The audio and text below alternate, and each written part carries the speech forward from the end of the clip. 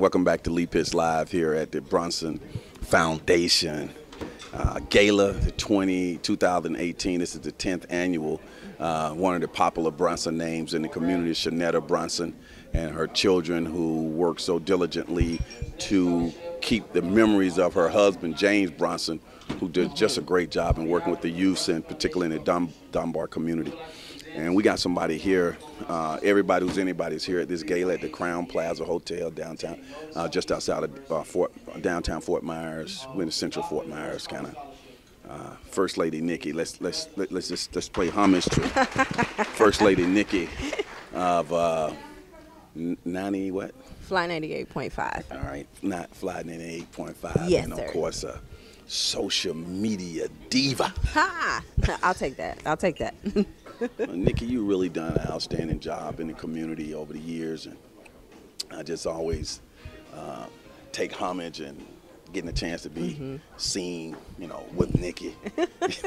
Stop it. Stop it. Gets my my Q rating. Oh, I guess it gets them up. Okay. I was reading something the other day. It may have been about a couple of months ago, where you were saying that you were talking about your blessing and how you took a step to start what you were doing, and now you were #1 or something like that. Okay, can you elaborate on? I didn't really understand. You #1 in something at the time. Your show was like #1 in its time slot or something like that. Yes. Well, I did take a leap of faith. Well, I was taking baby steps at first to step down in a position that I already had with another media company for a good little bit. I just knew that was the right thing to do at the time, so I did that. And then coming into a new situation where you don't know how people are going to accept you, you don't know if they're good with you being gone, you don't know any of that stuff.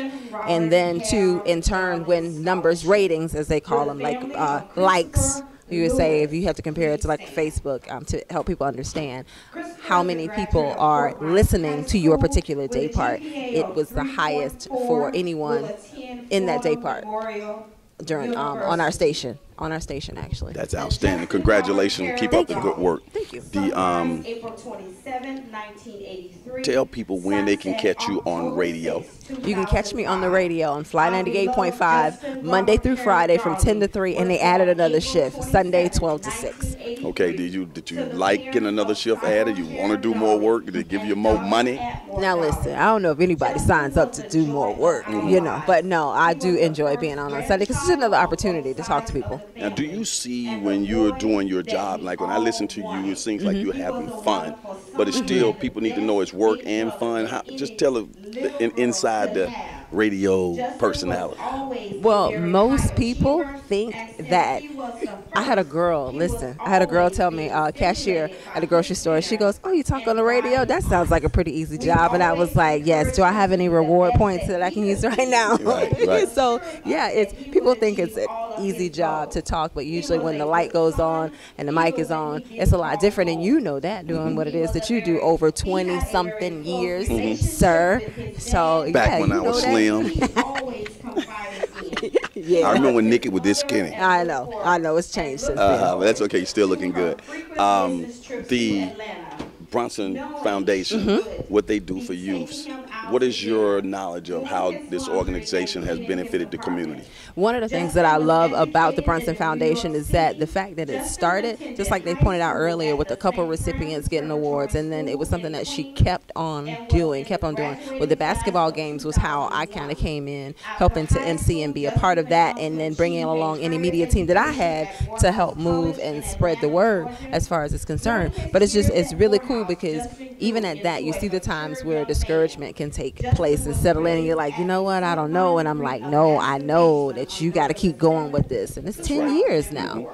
And my story is very similar to yours. She reached out to me maybe, 12 years ago, and I did the basketball game. I emceed that. Then I started emceeing her galas when Jesse Jackson was here, and when Al Sharpton was here. I was hobnobbing with those guys. So I always just like working with her behind the scenes and advising her, and she makes it happen. She has a special touch with the grassroots of the community. She does, and it's amazing. Is that difficult to get that touch? Because you seem to have that touch too. How do you get that touch with the grassroots community? I'm trying to get that touch.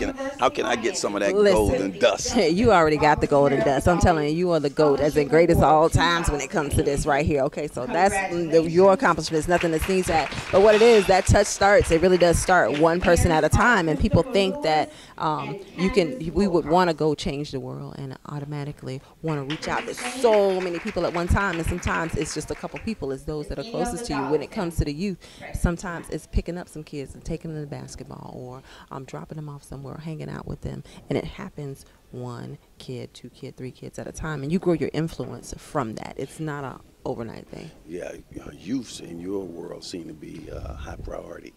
I'm always seeing you in pictures and in events. Seem like if it's involving the youth, you are and you don't necessarily care to be in the spotlight. You just like to make sure that you do what you do, right? Yeah. But your job puts you in the spotlight, so you know it works out very well. Go ahead and expound on your passion about kids. Because one of the things that I want all kids to know and understand is that you have to keep going no matter what. And it sounds like something that's so cliche, but again, I remember being a kid that just wanted to give up, but there was something in me that just kept on trucking and kept on trucking. And I want them to know that. So anytime, any opportunity that I got or that I have that I can go help a youth-oriented nonprofit or service with just the gifts that I have, and that's just running my mouth, like, I do that. I'm on it. I'm on it. You've had some kind of spiritual change, awakening, or something. I think I've been reading about it and hearing you talking about it. I want to get that on thing here, because I know you like to give your testimony. You really go. I've grown, over the last few years or so, I've grown in my faith. And that's been one of the things that I've noticed, because I've always tried to get to a place of accomplishing and achieving different things, and I felt like I would only get so far.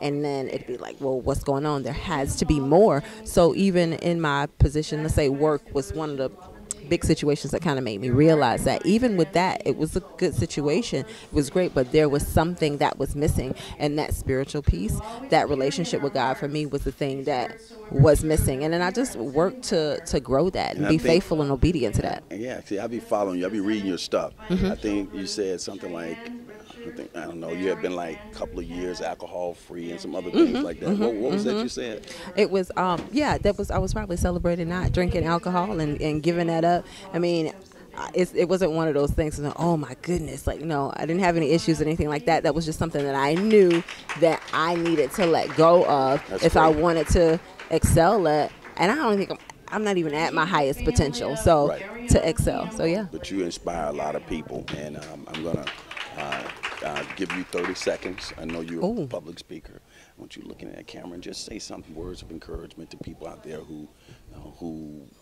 support you, and also see you on social media with your sitting on the front porch stuff.